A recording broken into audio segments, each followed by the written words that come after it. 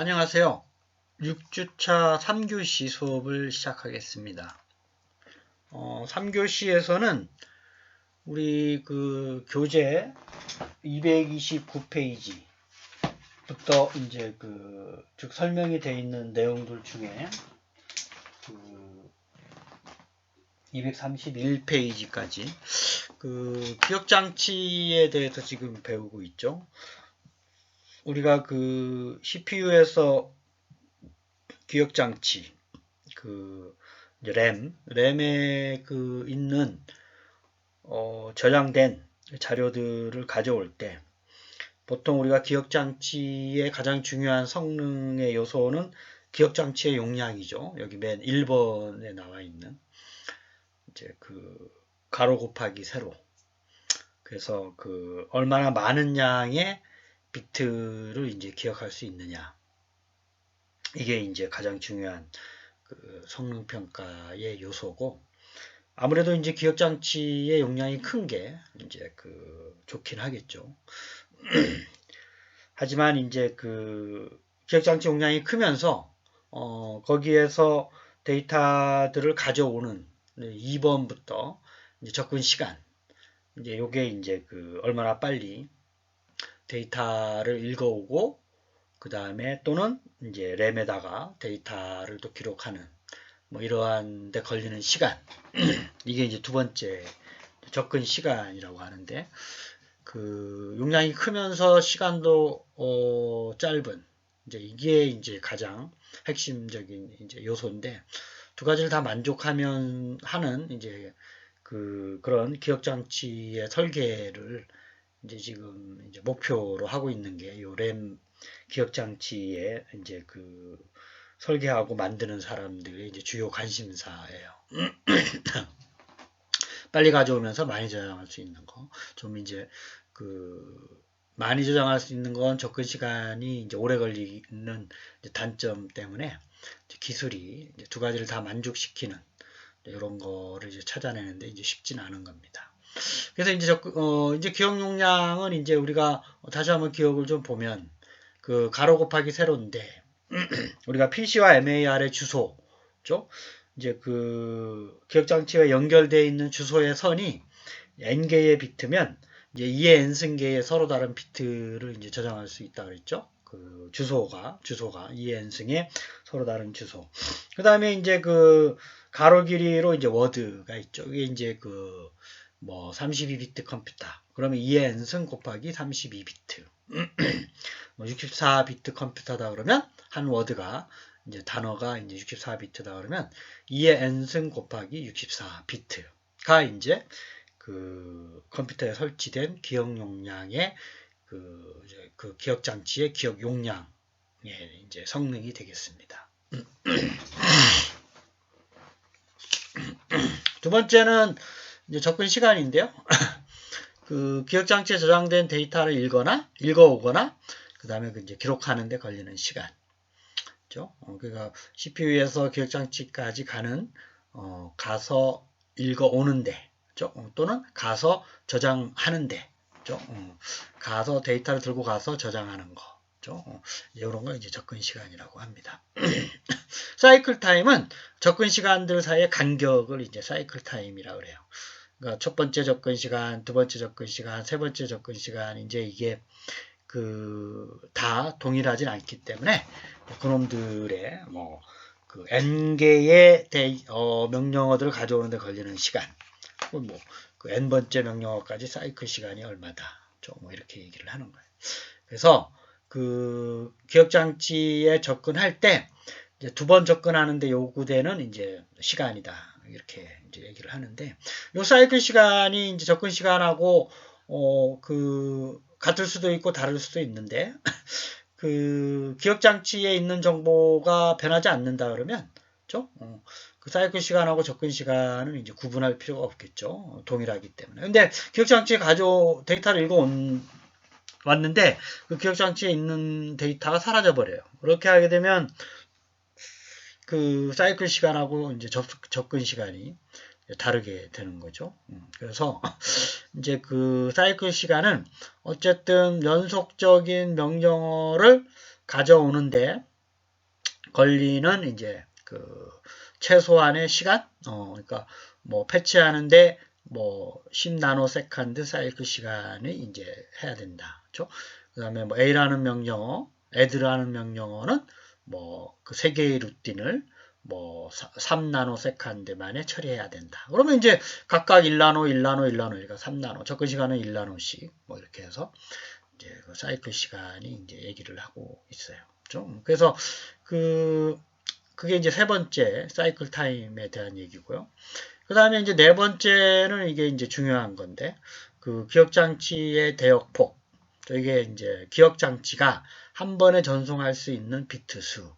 또는 이제 가져올 때는 이제 그 저장할 수 있는, 이제 가서 기억장치 저장할 때는 이제 저장할 수 있는 비트 수. 이제 CPU에서 가는 경우 전송하는 거, CPU에서 가서 전송한 데이터를 저장하죠. 그래서 그 전송하면서 저장할 수 있는 비트 수를 기억장치의 대역폭이라고 합니다. 그래서 그 보통 이제 사이클 타임 동안 얼마나 많은 비트 수 이렇게 이제 얘기를 하는데, 그 이제 대역폭이라는 게 밴드위드죠, 영어로. 그래서 한 번에 이제 그 CPU에서 들고 가서 램에다 저장할 수 있는. 그래서 이게 이제 그 전체 저장하는 비트 수 나누기 뭐 접근 시간 또는 이제 비트 수 나누기 사이클 시간이 되겠죠. 그게 이제 기억장치의 대역폭이다 이렇게 얘기를 하는 거예요. 그렇죠? 이제 네 번째. 그래서 그 다음에 다섯 번째는 뭐냐면 기억장치 대역폭하고 유사한데 얘는 단위 시간으로 이제 나눠요. 그렇죠? 그래서 기억장치에서 데이터를 읽을 때 또는 저장할 때, 그렇죠? 그 보통은 이제 얘는 이제 전송률이라고 하는 건 이제 데이터를 전송할 때 얼마나 많은 비트를 단위 시간 동안 보내느냐. 뭐 이게 이제 데이터 전송. 이게 소위 말하는 우리 BPS, 비트 퍼 세컨드를 이제 얘기하는 거예요. 그래서 우리가 이제 대역폭이라고 하는 건 아까도 말씀드렸지만 그 사이클 타임 동안에 얼마나 많은 비트 수. 그쵸? 그게 이제 사이클 타임이 1초면 1초 만에 얼마나 많은 걸 전송하느냐. 그게 데이터 전송률. 그죠? 그 다음에 사이클 타임 동안 얼마나 많은 비트 데이터를 보내느냐. 저장하느냐. 이게 대역폭.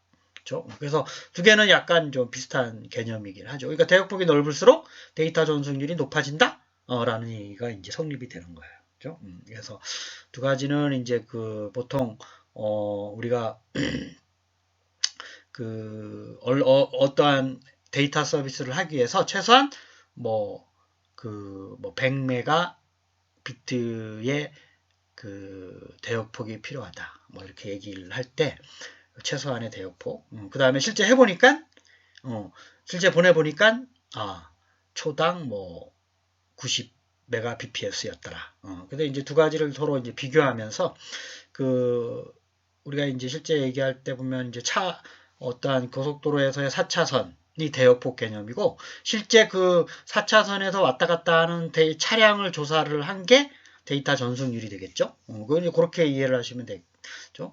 이제 뭐 4차선 정도로 1시간 동안 운영했을 때 차간 간격, 뭐 그다음에 차들 사이의 간격 하면 이제 뭐 그 1시간 동안 이제 최대 보낼 수 있는 차량의 개수 뭐 이걸 구할 수 있겠죠. 근데 실제적으로 운영할 때는 이제 BPS라고 얘기하는 거예요. 그죠? 시간 초당 뭐 이제 몇 대. 뭐 이렇게 얘기하는 게 데이터 전송률이다. 이렇게 알아두시면 되겠습니다. 두 개는 이제 단위가 똑같아요. 그죠? 비트 또는 바이트 이제 per second. 그죠? 마지막으로 이제 여섯 번째는 뭐냐면 가격이에요. 기억장치의 가격.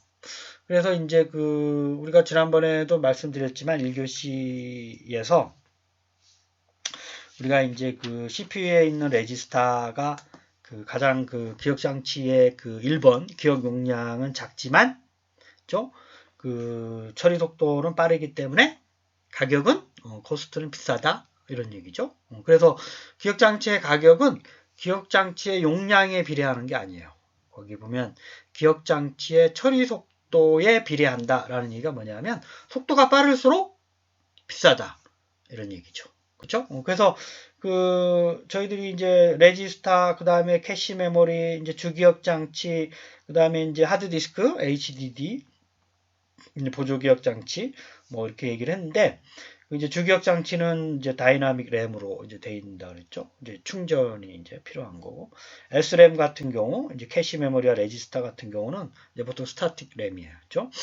충전 없이도 이제 쓸 수 있는.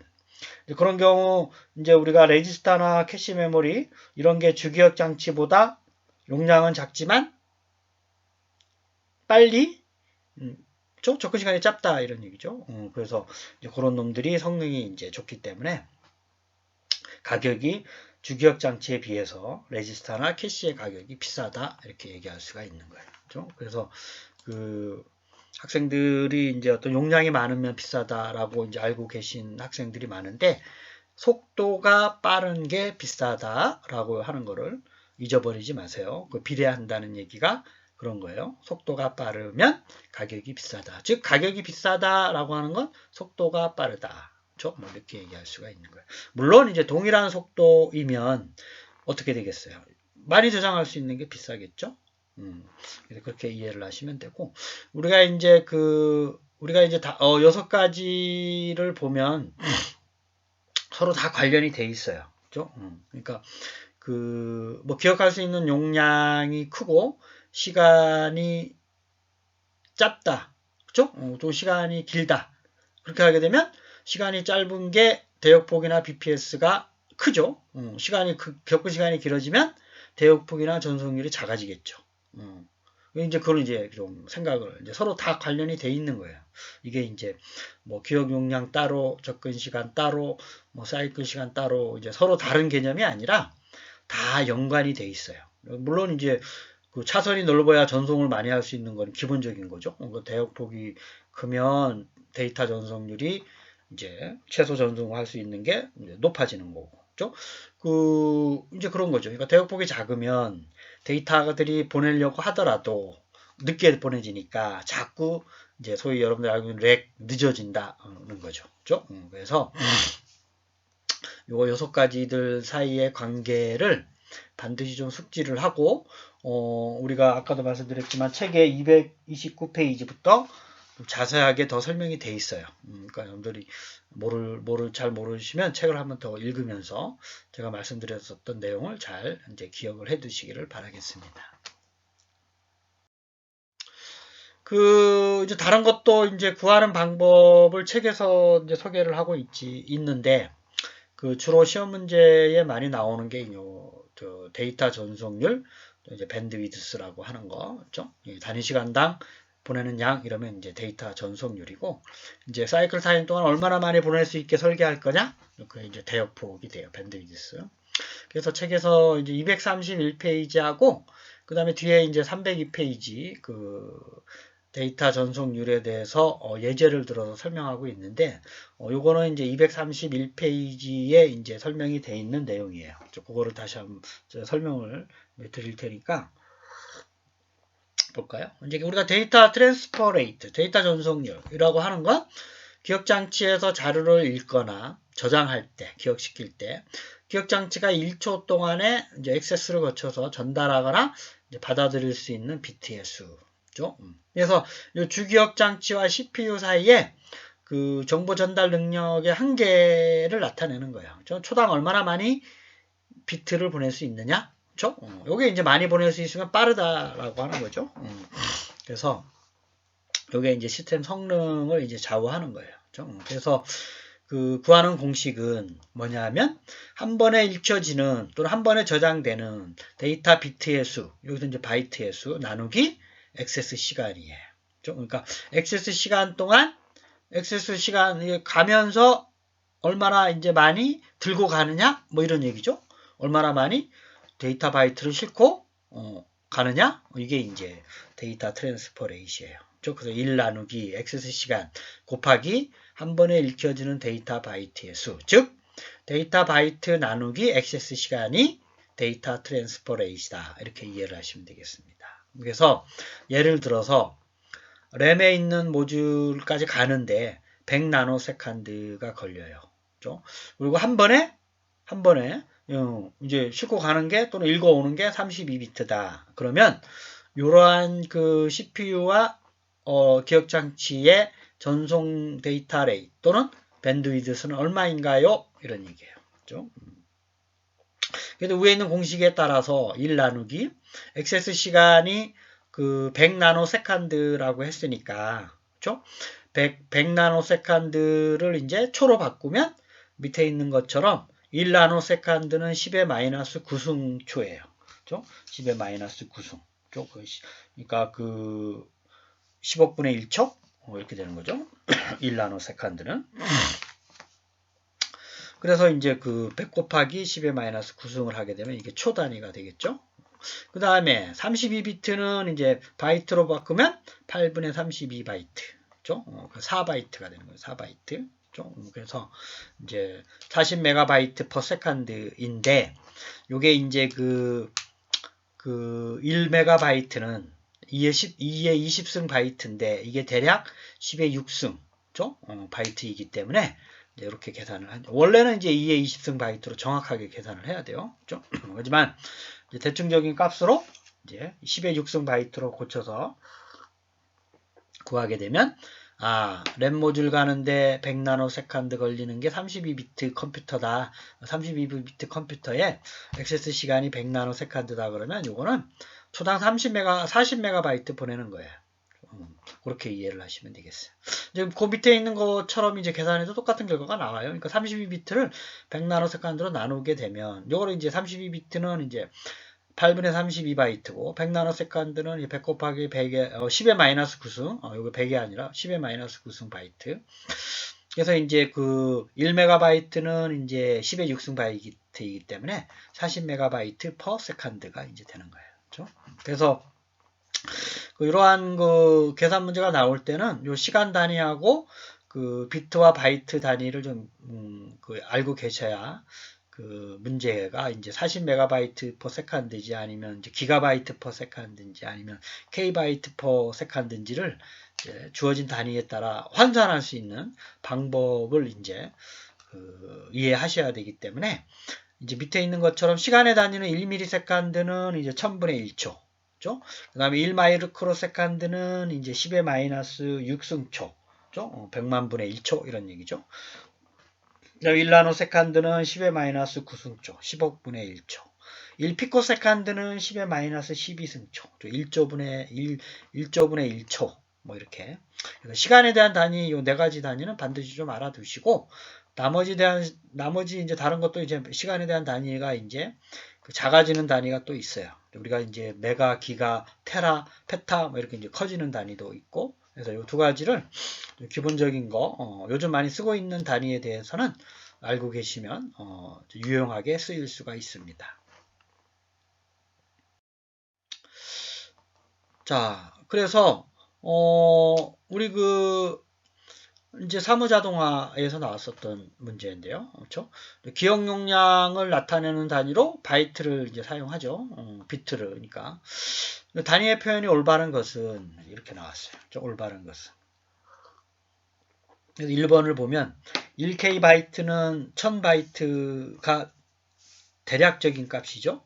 정확한 값은 아니에요. 아까처럼 밴드위드 수를 구할 때 이제 그렇게 대략적인 값으로 표현할 수도 있지만 정확한 값은 아니에요. 이제 같은 건 아니죠. 그러니까 2의 10승 1024바이트가 맞는 거죠. 1번은 이제 아니고 3번은 좀 이상한 거죠. 그러니까 1바이트가 1K 바이트가 대략적인 값이 1000바이트인데 이 정확한 값은 1024바이트고 3번은 아니고 4번도 1기가바이트는 2의 10승 메가바이트예요. 1024 메가. 4번도 이제 아니고 2번이 맞는 거죠. 1메가바이트는 2의 10승 즉 1024K바이트가 맞는 거예요. 그래서 보통 이제 정확한 값은 2의 10승, 2의 10승 단위로 K, 메가, 기가, 뭐 테라, 페타 뭐 이렇게 가는 거고 대략적인 값은 1000 단위로. 그렇죠? 10의 3승, 10의 6승, 뭐, 이렇게, 간다는 거를 이제 유념해 주세요. 그 다음에, 이제 기사 문제 나왔었던 건데요. 밴드위드스, 그렇죠? 밴드위드스에 대한 정의. 기억장치의 자료를 이제 읽거나 저장하거나, 그렇죠? 1번이 정답인데, 기억장치에서 데이터를 읽거나 저장할 때, 기억시킬 때, 1초 동안에 얼마나 많이 읽어오느냐, 1초 동안 얼마나 많이 기억하느냐, 그렇죠? 정확한 정의는 이제 사이클 타임 동안 액세스 타임 동안 읽어오는 건데, 요걸 이제 읽어오는 비트 수 나누기 사이클 타임 하게 되면 어쨌든 초당 그게 비트가 되니까, 그렇죠? 이게 이제 BPS랑 똑같아지는 걸 얘기하는 거예요. 그렇죠? 그래서 아까도 말씀드렸지만 차선과 실제 보내는 양, 그 차이다라고 이해를 하시면 되고, 2, 3, 4번은 이제 좀 이제 밴드위드스랑은 좀 이제 안 맞는 거죠. 이제 필요에 따라 주기억 장치에서 사용되는 바이트의 사용량. 이거는 이제 주기억 장치의 용량과 좀 관련이 돼 있는 것 같고요. 1초 동안에 사용되는 워드의 사용량. 그렇죠? 이것도 이제 워드라고 하는 건 32비트 그 컴퓨터, 이제 인 경우 32비트고, 이제 64비트인 경우는 이제 64비트 컴퓨터인데 1초 동안 사용되는 건 아니죠. 뭐 1초 동안에 사용된다라는 말이 정확하게 가서 읽어오거나 또는 가서 저장하거나 라고 할 때에 이제 그 비트 수를 얘기하는 거예요. 그 다음에 계속적으로 사용되는 데이터의 사용량을 1분 동안에 사용하는 바이트의 수로 표시하는 건 아니죠. 이거는 이제 거꾸로 얘기한 거죠. 단위 시간 동안에 얼마나 많은 비트 또는 바이트를 읽어오느냐, 또는 얼마나 많이 단위 시간 동안에 바이트를 저장하느냐가 이제 밴드위드스에 대한 정의입니다. 3교시 수업을 마치겠습니다.